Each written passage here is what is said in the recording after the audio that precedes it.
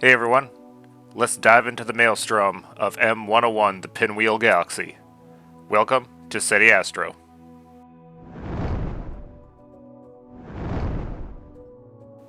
I have taken over 40 hours of exposure on this target, over 13 hours of which are RGB.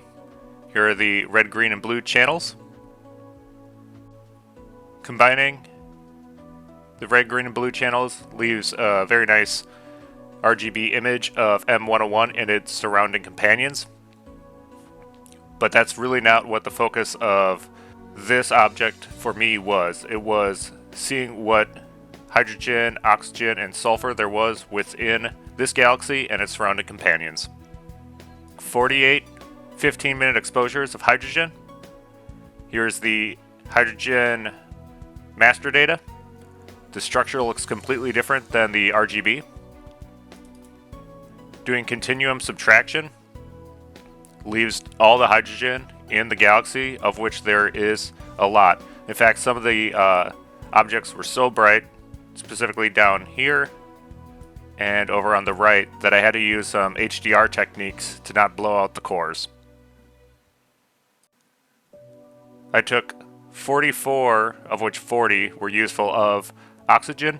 Oxygen does present different structures. It's dotted with all these planetary nebula or supernova remnants across the galaxy, whereas the hydrogen had a lot of nebulosity throughout the main bulk of it.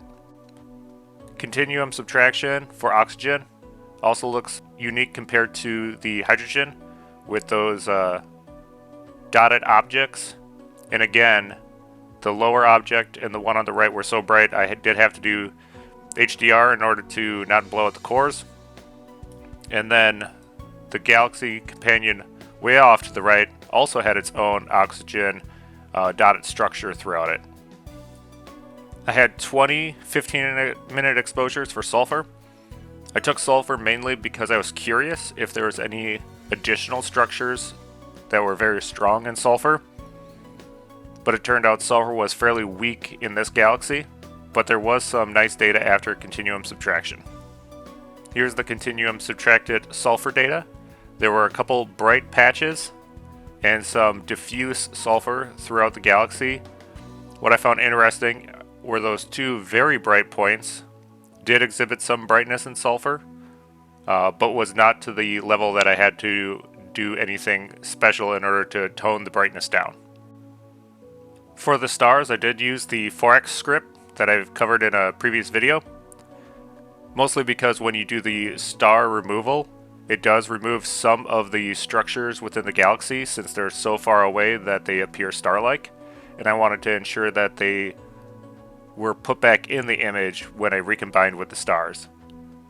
But even this data is really neat that the central structures are redder with the hydrogen, and then some of those bluer objects along the outer rims are from the oxygen continuum subtraction. I did use the Foraxx script for the narrowband continuum subtracted data as well as the stars and combine them all into a single image. I just think this image speaks wonders to this galaxy. It really highlights the swirl of the gases, this maelstrom in the center as it all spirals in towards it. What was also very interesting is the structure on some of the companion galaxies. There is some of this nebulosity cataloged in a 2012 paper, but not a whole lot of it. And then going down to another companion galaxy, there is structure through here which was not cataloged. And in the very lower left, this structure down here, another galaxy dotted with hydrogen and oxygen. Again, not anything in the catalog I was able to find. Now combining all the data, the RGB, the HSO, Foraxx, and the stars, leaves us with our final image. The Pinwheel Galaxy with all its various nebulosity and various NGC satellite structures to it,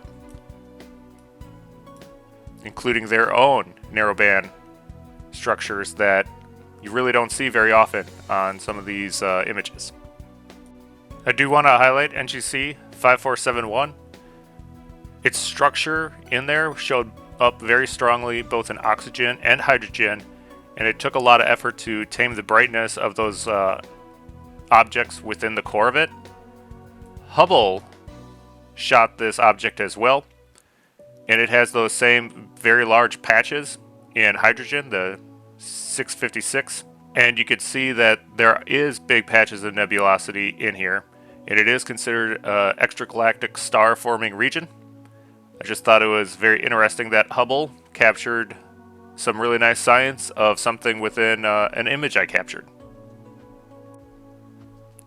Again, there was some cataloged hydrogen in NGC 5474, but like I said before, 5477 and 5486 really did not have any items in any of the catalogs.